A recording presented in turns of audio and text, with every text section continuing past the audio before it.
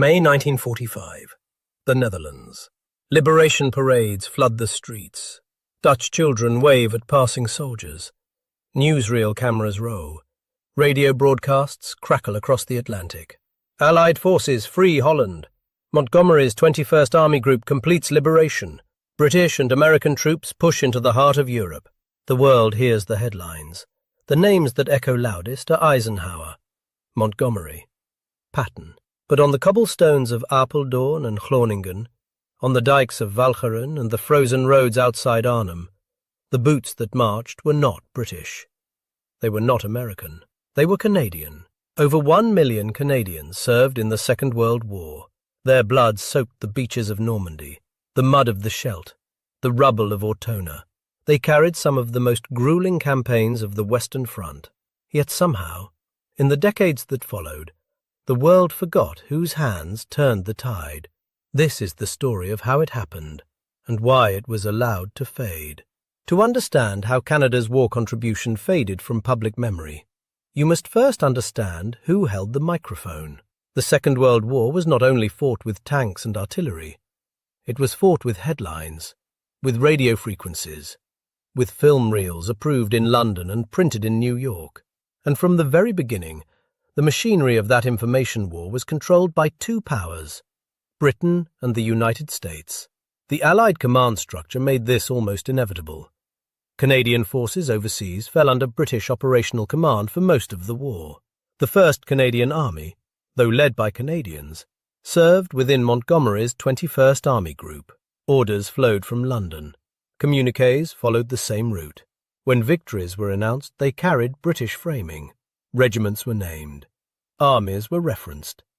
But specificity often stopped at the national level. Unless you were British or American, the Canadians became Allied forces, or simply Montgomery's men. This was not always deliberate erasure. It was structural. The communications infrastructure of the Allied war effort ran through British channels. Press releases, battle summaries, operational updates. All were compiled and distributed by British staff officers before reaching the outside world. American forces had their own extensive public affairs machinery, funded and coordinated through Washington. Their war correspondents moved with resources and access that smaller nations could not match. Canada had journalists, brave ones. Correspondents like Ross Munro, who landed on the beaches of Dieppe and Normandy, and Matthew Holton, whose CBC broadcasts carried the voice of Canadian soldiers into living rooms across the Dominion. But their reach was limited. Their footage often folded into British newsreels. Their stories competed against the enormous machinery of Fleet Street and American wire services. The asymmetry was not about truth, it was about volume. And then there was censorship. Every dispatch filed by a war correspondent, Canadian, British or American, passed through military censors before reaching the public. In the European theatre, that censorship authority rested primarily with British command. The goal was operational security. No troop movements, no unit strengths, no details that might aid the enemy. But censorship also shaped narrative. What was emphasized, what was minimized, what never made it past the editor's desk. British newsreels dominated cinema screens across the Commonwealth. Pathé, Movietone, Gaumont. These were the windows through which the world saw the war. And those windows were designed, edited and narrated in London. American studios held the other half of the frame. Hollywood produced war films even while battles still raged. The Office of War Information coordinated messaging with filmmakers, ensuring American heroism was front and center. Canada had no equivalent. No major global film industry. No dominant wire service. No broadcasting network that could rival the BBC or CBS. What Canada had was courage, sacrifice, and a constitutional position that made it nearly invisible. As a dominion within the British Commonwealth, Canada entered the war independently, but operated inside British command frameworks. Canadian generals reported to British superiors. Canadian victories were announced through British channels. This was not subjugation. It was alliance. But alliances in war are rarely remembered equally. When the histories were written in the decade after 1945, the authors who shaped public memory were overwhelmingly British and American. Chester Wilmot, Cornelius Ryan, Stephen Ambrose. These were the names that defined how the world remembered the Second World War, and in their pages, Canada appeared as a footnote. Not because the facts were hidden, but because no one with a loudspeaker chose to amplify them. The Canadians had done the fighting. Others would do the telling. The pattern emerges not from theory, but from blood. Consider what happened on the morning of June 6, 1944, Juno Beach, Normandy. The 3rd Canadian Infantry Division landed under heavy fire on a coastline bristling with fortifications. The seas were rough. The timing was late. German defenders had more time to prepare than expected. Within the first hour, casualties were staggering. The Royal Winnipeg Rifles, the Regina Rifle Regiment, the Queen's Own Rifles of Canada. These units absorbed some of the highest loss rates of any Allied force that morning. And yet, by nightfall, the Canadians had pushed further inland than any other Allied division on D-Day. They had linked up with British forces. They had cut key roads. They had done what was asked of them and more. But in the newsreels that followed, the beaches that echoed loudest were Omaha and Utah. American sacrifice, genuine and profound, became the defining image of D-Day in popular memory. Juno was mentioned, then folded into British and Canadian forces, then simplified to Montgomery's troops. The credit drifted upward, absorbed into command structures and national narratives louder than Canada's own. What followed was worse. The battle for Caen was supposed to take one day. It took over 2 months. British and Canadian forces threw themselves against entrenched German panzer divisions in some of the most brutal fighting of the Normandy campaign. The 2nd Canadian Corps bore a staggering share of that burden. Operation Atlantic, Operation Spring. These names are barely remembered outside Canada today, but they should be. On July 25, 1944, Operation Spring became one of the bloodiest single days for Canadian forces since Dieppe. The Black Watch of Canada lost nearly an entire company in a single assault. The North Nova Scotia Highlanders were shattered against fortified positions.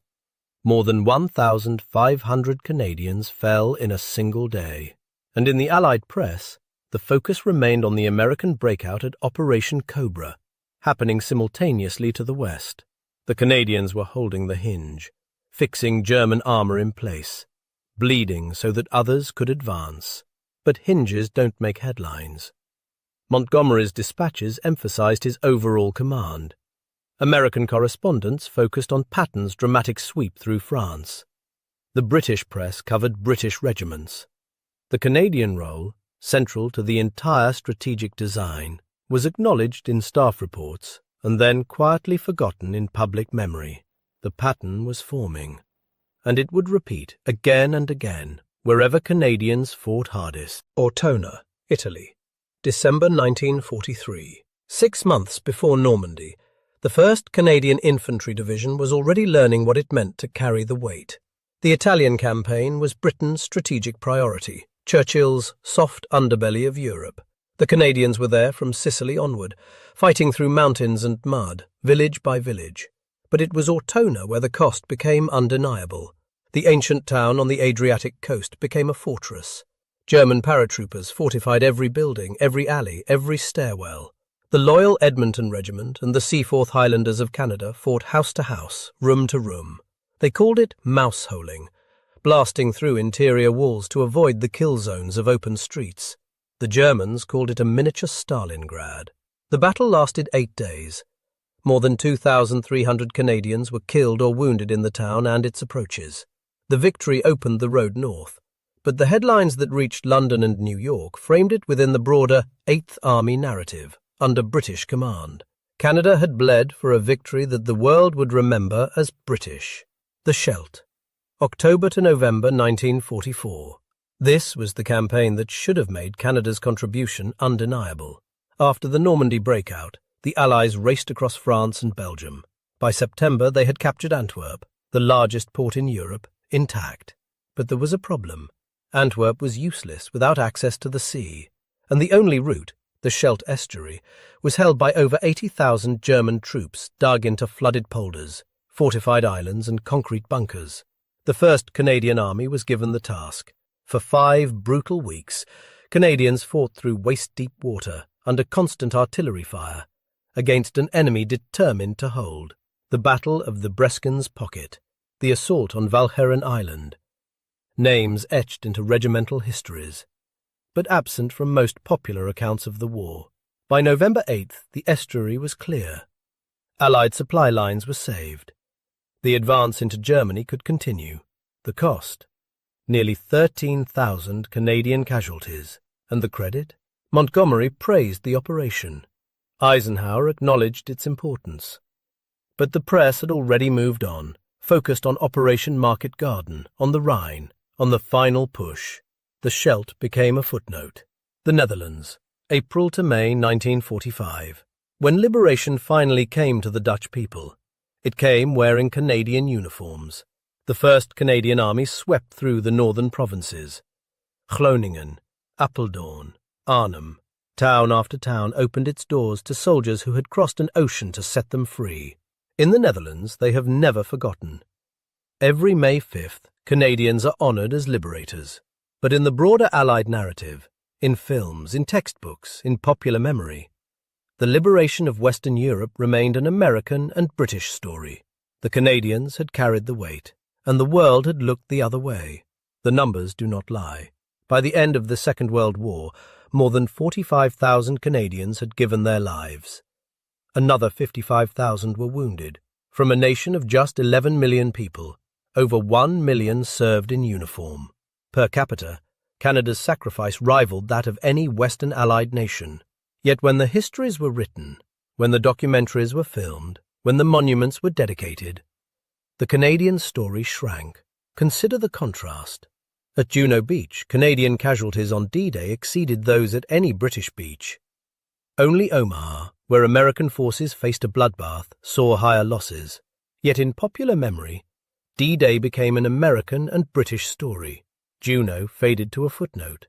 In the Scheldt, the 1st Canadian Army suffered 13,000 casualties to open Antwerp, a logistical victory that saved the entire Allied advance.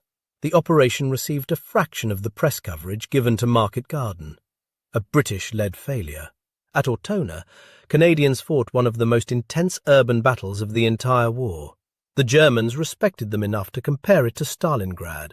The British press mentioned it briefly and moved on. The enemy noticed what the Allies often overlooked. German commanders recorded their assessments of opposing forces with clinical precision. In their operational reports, Canadian divisions were consistently rated as aggressive, effective, and dangerous. Generalleutnant Kurt Chill, commanding German forces during the Scheldt, later acknowledged the relentless pressure of Canadian attacks. Panzer commanders in Normandy noted the tenacity of Canadian infantry around Caen. The Wehrmacht did not confuse Canadians with British troops. They knew who was killing them. But the Allied press, controlled from London and New York, often made no such distinction. Canadian soldiers stand in a Dutch town square, surrounded by cheering civilians. Tulips are pressed into their hands. Children sit on the hoods of jeeps.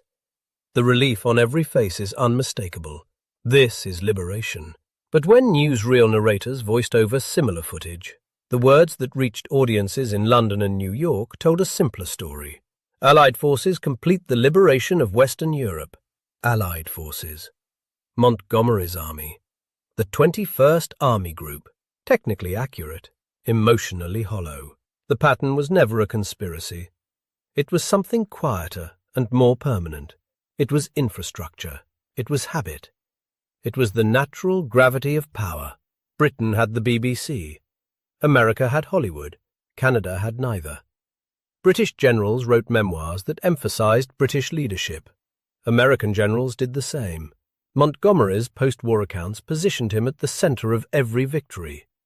Eisenhower's narratives balanced American and British contributions with political care.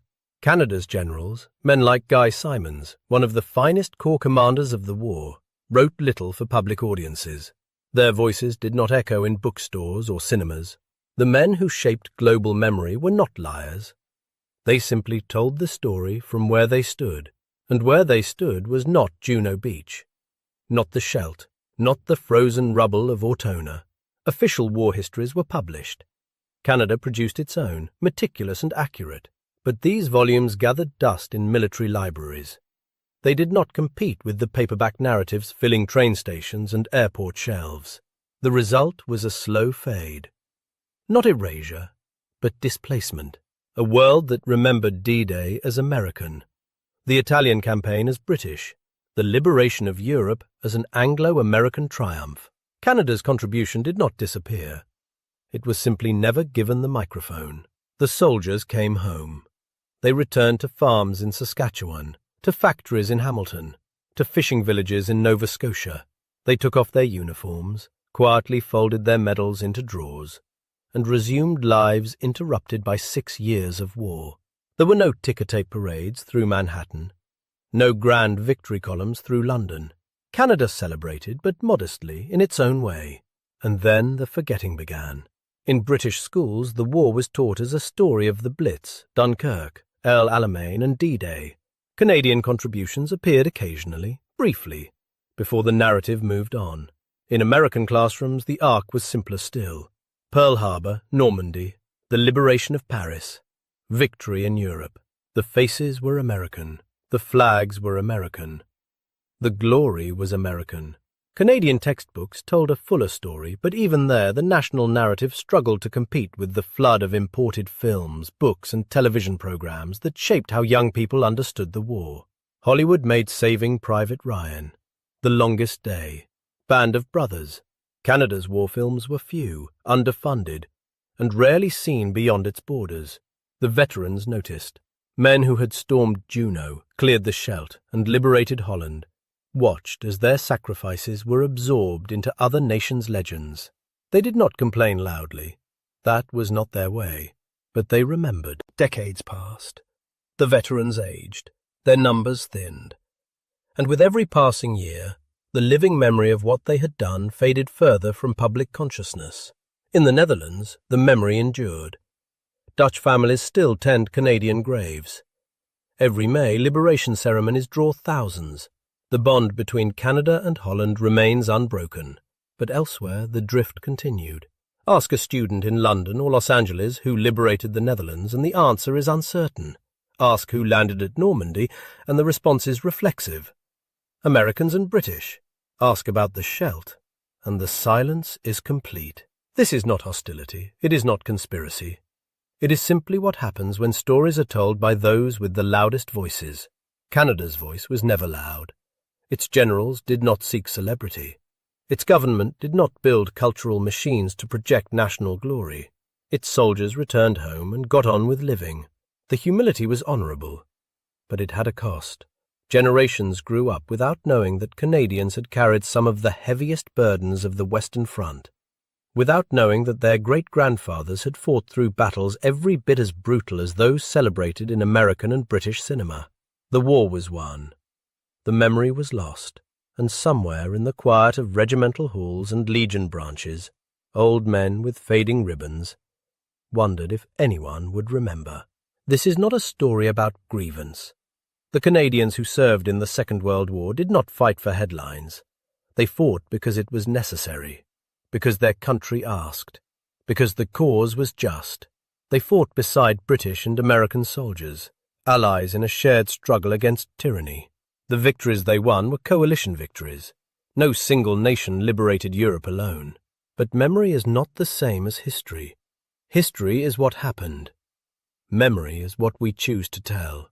And for too long the telling has been incomplete. The Canadians who landed at Juno, who bled in the Scheldt, who liberated Holland, these men deserved more than a footnote. They deserved to be named, not above their allies, not instead of them, alongside them. Recognition is not a competition. It is an act of honesty, an acknowledgement that the story we inherited was shaped by power, by access, by who controlled the cameras and the printing presses. Today the record is clearer. Historians have restored what popular memory neglected. The archives are open. The truth is available to anyone who seeks it. But truth must be spoken aloud to survive. The veterans are nearly gone now. The last witnesses to those beaches, those flooded polders, those frozen Italian streets. What remains is the obligation of those who came after, to remember, to speak, to ensure that the next generation knows whose boots were on the ground when the fate of the world hung in the balance. Canada did not fight for glory, but it earned the right to be remembered. If this story mattered to you, help keep it alive. Subscribe to Canadian Legacy. Share this video with someone who should know it, and let these voices be heard while we still can. Canada didn't fight for fame, but it deserves to be remembered.